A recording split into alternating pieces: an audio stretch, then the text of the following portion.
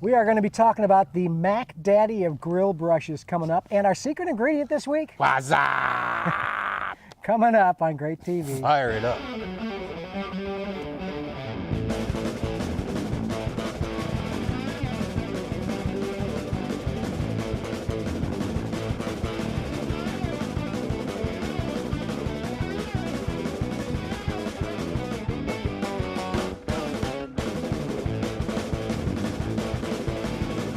It's GrateTV time, and we're here. Jack Labor is 3-time South Carolina state champion, and also the founder of Carolina Pitmasters Cooking School. Yummy. I'm Bill West with BBQTricks.com, and we come to you from the birthplace of American barbecue, the low country of South Carolina, actually Mount Pleasant to be specific here. It is a beautiful day here in Mount Pleasant, South Carolina, Bill. And I heard through the grapevine that today is your birthday. Happy birthday, Bill. Thank you. That calls for a beer. That calls for a cheers. Drinking the Blue Moon Spring Blonde Wheat Ale today. Tony's got Ooh. a Guinness. Happy birthday. And Mary, Belgian white. Belgian White. So we are celebrating in Mount Pleasant today and bringing you the show that takes about a beer to drink. So listen up. I got to work on that. It's his birthday. Reach behind you. It's the next one. We're going to get into a lot of cooking, as we always remind you. We love getting great plates, which are pictures. You can either send them to us at GrateTV.com. It's a Tumblr account or Facebook. Just send them our way. First off, a letter. Great show, guys. Like watching it on Thanks. my Apple TV, which All is right. I like Apple. awesome. People watching Apple TV because it actually, for $99, is real easy to watch there. I have been a bad grill master, he writes, and let my little Weber gas grill get all skanky over the winter. The grill grate is nasty, the inside of the bowl is a mess, and the gas piping and hood are clogged with God knows what. Uh-oh. The grill's still fairly new, and I think it's a good cleaning can get it back in shape. What process and what products do you recommend for a deep clean tune-up? And ongoing, what process do you recommend? I follow to keep it from, what process does he do to follow to keep it from getting this nasty again? Thanks for the show, Patrick in L.A. Patrick, thank you very much for sending in your request. Certainly, we love to get the letters coming on through. The best way to clean a grill is to first get it hot. So you heat it up, get it good and hot, and then get yourself a grill brush, and that will start knocking the soot and grime off of the grill itself. Inside the grill casing, I like to use a product called Simple Purple. I think they make one called Simple Green as well. But don't get that on your grill itself. It's just not good for your grill. Some people say that it'll burn off, but I'm just not comfortable with putting soap on my grills, Bill. So I try to stay away from that. And I think we got this cool product, so we'll kind of run right into the cool gadget called, It's our gadget of the week. the Grill Daddy. You can tell it's my birthday because I get some of these things. Now, Tony, we haven't That's done for this you. before, right? What was the one you brought in? The Williams-Sonoma kit. This Williams, thing, this particular gadget right here cleans your barbecue grill with the power of steam, and it has a good solid brush on it right here.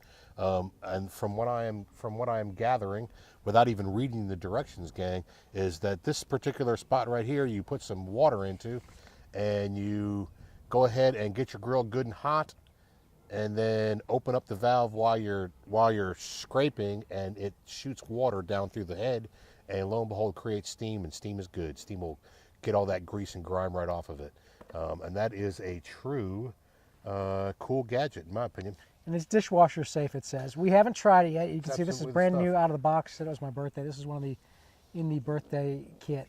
And I don't know, do you think steam will do that much? Steam actually does do a good job, Bill. One of the things that you got to be careful now, because if you get your grill good and hot and you introduce water to it, there's a chance, especially if you're using porcelain, that you might crack the grates. So don't get cold steam going on. Maybe put room temperature water in there. Don't make it cold, because you don't want to get that heat reaction going on.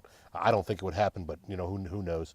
You want to stay away from that. But the best way to deep clean a grill is to get it good and hot, and then go ahead and knock all that grease and grime off. Clean it on the inside. It's like you do what you do in the oven. You basically Yeah. crank up the heat as high as you can get That's it. right. Close it up, let it get Let it burn. dry, and Just- then and scrape then it off. Scrape it all off, and then when you get all done, you get it all squeaky clean on the inside. Go ahead and season it up a little bit. If you want to rub some oil on the inside, maybe a little salt.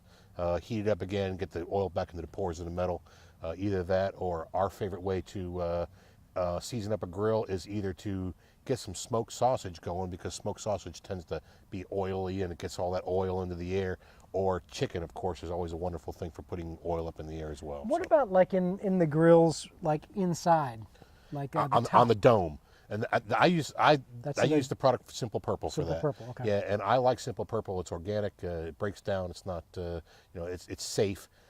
It's safe. It's not a hazardous chemical either. It's safe to eat. So. For home cooking in the backyard, do you worry about the inside top? No, I don't, but certainly if you're a grill person that needs to have it clean, you can certainly clean it right up with whatever you want. And I got to tell you, on the inside, a simple propane torch or a benzene torch or whatever it is can heat that crust up on there as well, and it'll chip right off. I got nailed one time for having a dirty grill. Did you now? At a competition.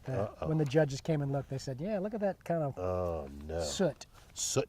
Yeah, You don't so want to have that on your grill. use that product. There you go. Our gadget, as seen on Daddy. TV, As Grill seen on Daddy. TV, the Grill Daddy Power Steam Cleaner. How about our great plate today, Go ahead. coming from Dwayne. Dwayne has sent us a nice picture of rosemary and apricot, or do you say apricot? Whatever. Pork loin, and some grilled corn. It does. That's an awesome looking great plate right there, Bill. And I think it says there in the caption, an outstanding recipe I got from Adam Perry Lang's book, Serious Barbecue. So we'll plug up Adam Perry Lang a little bit while we're at it. Why not? That's ready to slice right up. Looks good. Does Thanks, Dwayne, for the great plate. As always, send them our way. GrateTV. We do love the great plates. And then here's a. Hey, Coast Guard helicopter maybe? Yep. Right. Hope everybody's okay. Our secret ingredient this week. Is Coast Guard. Ah, there he goes. Awesome. Our secret ingredient this week is wasabi. Wasabi powder, Bill. Have you used wasabi powder ever in anything you've ever cooked with? Wasabi powder is our Wasabi secret powder. ingredient. I have used, yes, I have, but I haven't ever seen it in a little tin like this. That is, I use wasabi powder in a lot of different applications, especially in grilling. I like a little wasabi powder sometimes in a beef rub. It brings a horseradish kind of flavor. It's very good on as maybe a little, instead of, a lot of people like to go ahead and salt and season their meat after it comes off the grill.